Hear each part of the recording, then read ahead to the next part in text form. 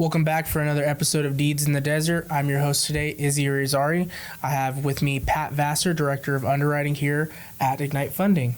And we're going to talk about a topic, once again, we've never talked about before here on the podcast, how to become a borrower. Let's go right from the beginning. How does somebody become a borrower at Ignite?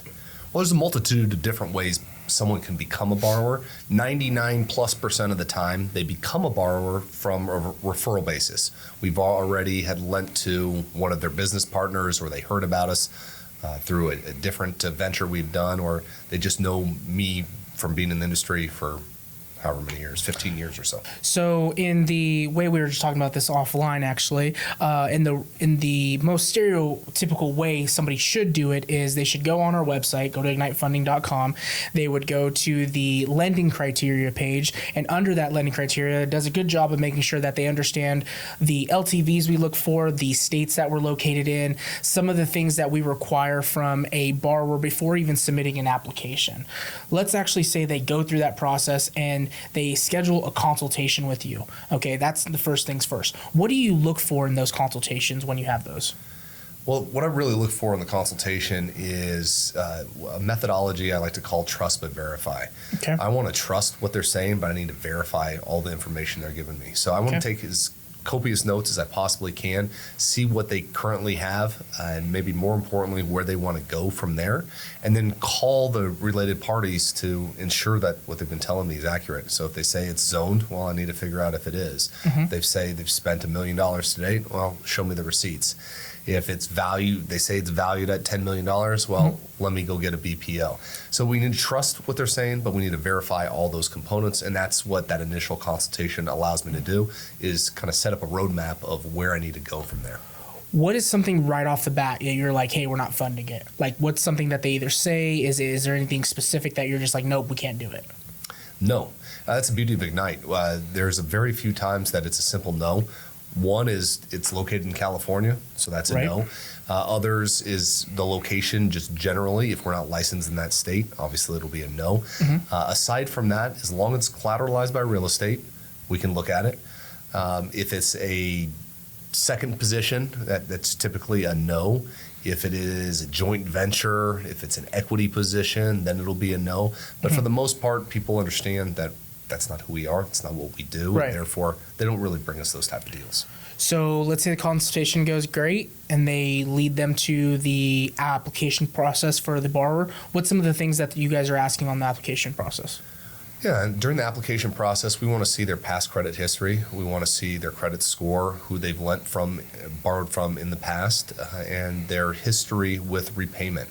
Have they been delinquent on any of those interest payments? Have they missed the maturity date? Have they been late? And see their credit worthiness in the past will be kind of determine how much money we can give them going forward.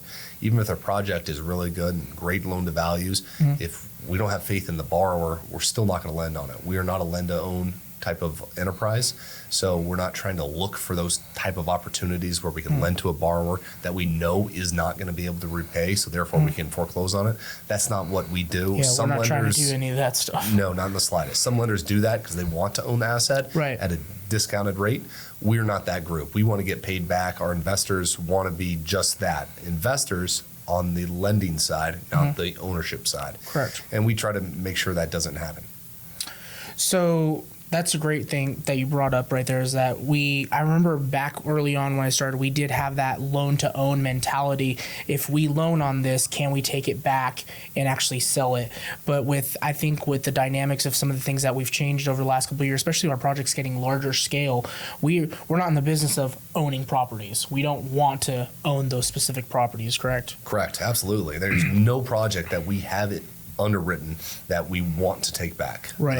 We have the ability to take them back, but at the end of the day, that's kind of the last resort. We want them to pay interest on the 10th of every month. We want to give that interest to the investors on the 15th of every month, and we want it to pay off after the 9 or 18 month time frame, or 27 months in some cases, and that's it. That's the extent of our relationship that we want.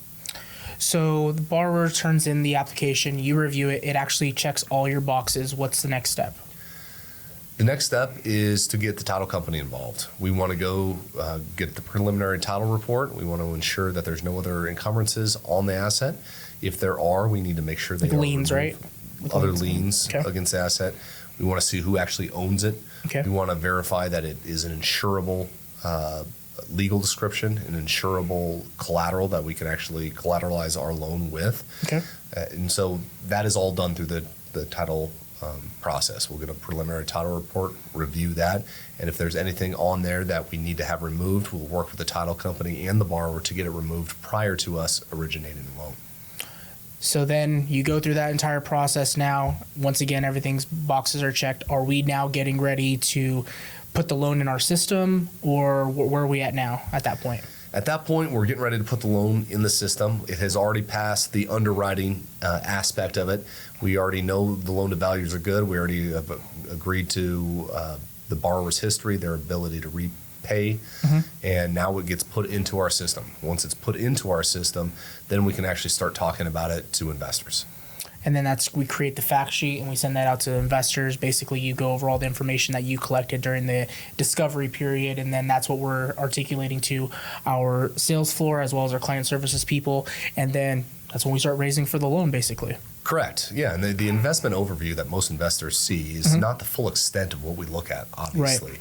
It is a 1 or 2 page snapshot of the most relevant information associated with that particular loan. If there is any other questions outside of what you see on those 4 corners of that page, you can obviously reach out to your investment representative who will have that information or know how to obtain that information on your behalf. But we have noticed that there's a issue with paralysis by analysis. If we just Right. overload Too too much much stuff. information, it just gets a little convoluted as to what's Right. relevant, what's important. And so we really try to keep it on the surface level, hit the key points, give the investors enough information to make an educated decision, and always, always have the backup to present to the investors if and when it's called upon. In your opinion, from the moment you see a application for a project to us actually going through and start raising for it, what is the typical timeline for that? If everything's in a perfect world. Well, the typical timeline depends on how long the borrower has been with us. Okay. A lot of times, it will take a lot longer to be underwritten the first time around than it will subsequent trips. That's partly due to just a vetting out process between us and the borrower, getting to know each other, what information we need, how it's formatted from them so we know where to go to get it. And so that first iteration, that first loan that we do will usually be about 4 weeks. Okay. And then iterations thereafter will be half that time, depending on the loan size. Is there anything additional that a borrower would have to give to you? Because a lot of our borrowers do this, is they're creating LLCs for specific projects. Does that affect it in some way when they're having to do that when they're applying? It does. It's the borrower ownership that we need to look into. That process isn't too hard. Operating agreements, LLC documentation from Stuff different you would need, municipalities is all fairly standard, especially when it comes to the municipality information. So it doesn't take too long on our part to review that to make sure it's in good standing before we can get it uploaded. So every new entity that comes in, that's an hour max before Right. we have a good understanding of who has signing authority. You bring up a good point. When they bring in a new LLC, the LLC is the one that is obtaining that loan. They're going to be Right. the owner of it.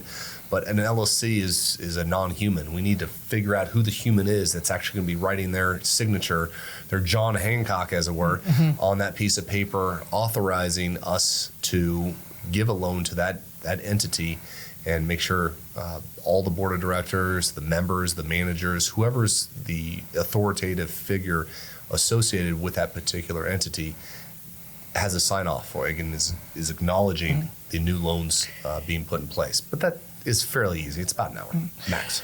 You just actually brought up something that makes me think about it right now. What happens if our borrower, who's been the main component for, let's say, five different loans, right? And then they decide to do another venture, but now they're not the main person. They're still involved in the project, but does that change it? Does that become technically a whole new borrower because the main person isn't the same from the previous deals?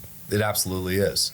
Yeah, we have what are called parent companies, and so we want to see how those current LLCs roll up into their parent companies. The parent companies need to be identical all the way through. Okay. If there are different ventures associated with it, if there's different partners along those lines, we will kick them out and start kind of their own tree, if you will. Start fresh, okay.